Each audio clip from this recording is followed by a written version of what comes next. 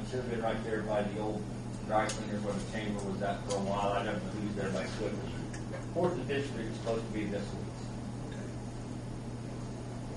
And there's some inconvenience there because of The flagging. the flagging. Only because they have to come across both of the travel lanes that we kept open. There's no other way to get here.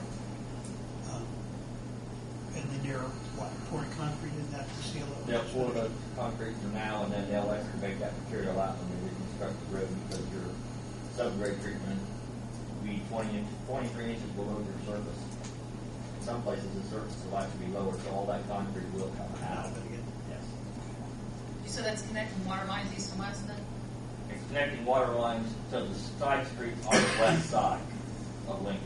That's why we're trenching across it. The other ones, the water line lays on the east side, so it didn't have to impact crossing the travel lane. This does when you go to the west. And it's for water lines, right? Since they revised the timetable on this and how they're going to do the project, as far as starting at like mobile rooms and going north, they're going to have that section done by this November, right? Is that how? Easily. And then they'll start on the southern part. Right. Probably have it done before that because I had somebody call me about. They haven't actually determined where the tie-in point's going to be exactly in there. I mean, we can still, that's subject to determination, but we have to come across that box culvert that goes in, comes just to the south of Noble Romans and goes between the Mancinos and John Dooley's operation. That has to be in the first phase to get that box culvert in. The transition area can be wherever it chooses to the south of that. Okay. The concern was they're working on it now, and they'll have all this time. And the person thought, well, there's not going to be enough time to complete the southern portion, so it's going to extend it out.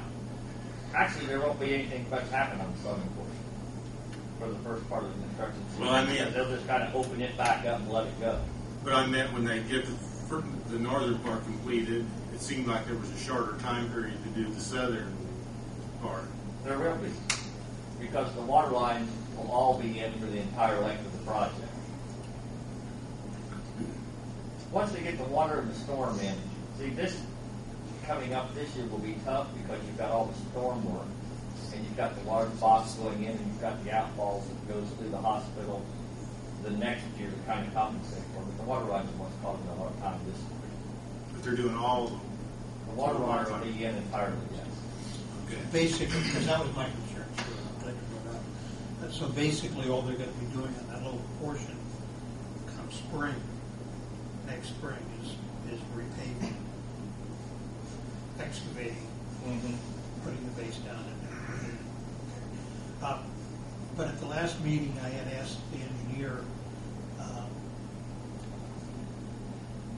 what was going to happen on the lower part of Lincoln this time, but this year.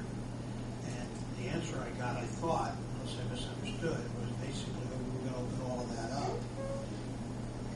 But they're still, from what you're saying, they're going to be tearing that up, doing the water lines, et cetera, down. That's their intent.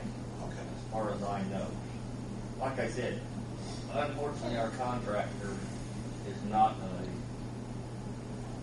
schedule. Some of them you'll see a Gantt chart they'll update, every 2 weeks progress meetings. Other contractors just really struggle to follow the timetable. And this one does struggle with those schedules. That said, I know that in the original contract, we had penalty clause. And I know that INDOT's now pushed that date back to April of next year. Does a penalty clause take effect after April of next year? Unless INDOT extends it again. And I've got a feeling that they probably will extend it again. Mainly because our contract documents that were prepared that went to INDOT, they had dates that were based on a May letting. Those dates did not get updated when our design firm forwarded everything to INDOT. So So because they didn't update those dates, you know, we told them that everything as far as utilities would be out of the way by August the 15th. Also, in the same bid document, it said that the utilities would start no work until the contractor had the right of way. So there was a conflict. So immediately the contractor comes back and says, well, utilities don't start, nothing starts until the utilities begin. So they gave from the time the utilities actually began all the way to that date, because that's what was in the bid document. I guess I'm getting more concerned. And because they're still moving utilities, they're still giving them dates. I guess I'm getting more concerned every time we hear more about that our dates are slipping. We're going to be November, now we're April. We were April before the project, before they ever got notice to proceed. But you have a reason right here, it's called partial 26. Well, I understand that. See, But at they the also- last meeting, we talked about the fact that we were going to do April 2011 was a good date. Now it sounds like April 2011 is a squishy Yeah, date. you're right. It probably is. Sounds like a 2-year project to me. And unfortunately, we don't have control of that. I understand that, and I'm That's the not most frustrating I'm part. not throwing stones in this room, it's just frustration. It is. We've gone on best information's been given to us. I know. And it's not of our doing. Except we're going to continue to get phone calls wanting to know why. That's why we get paid the big bucks. The thing we can hope for is excellent construction fees. But it all originates from one item. People didn't want to move until we went to bid. Right. I understand where the construction company's coming from. They don't want to do anything. Utilities don't want to do anything. Utilities, Until in other they- words, you have to look at Duke's perspective. Right. We're asking them to spend, you know, a couple of $1 million to relocate all of their infrastructure on Lincoln Street. They don't want to do that, and then find out the last minute, well, the bids came in too high, and Greensburg said, well, let's put this project on hold for a couple of years. And Duke's sitting there going, whoa, wait a minute. I got my $2 million already on the card table.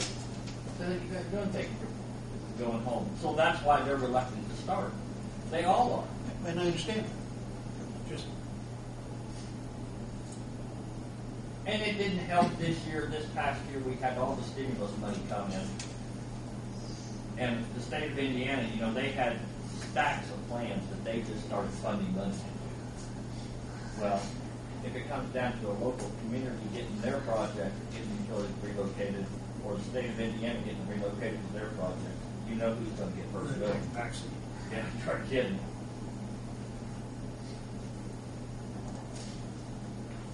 And then knowing all of that and understanding all of that, it doesn't lower I know it doesn't make you feel any our better. frustration level at all. It doesn't. It does not at all. You're going to get as many, if not more, calls than the rest of us do. You just got to keep thinking about that light at the end of the tunnel. I mean, honestly, that's what you have to keep looking I don't think it's right. Say I don't see it yet. It's awfully dim Daryl, right now. as I drive down Lincoln Street every day, I don't either, but I know it's there. Right. Thank you. And again, that was not meant as throwing stones at anybody. And it's not. You just You're you're a impatient victim of the about it. circumstances. That's what it is. There's nothing we can really do about it. Your input and help has been invaluable to us. It really has.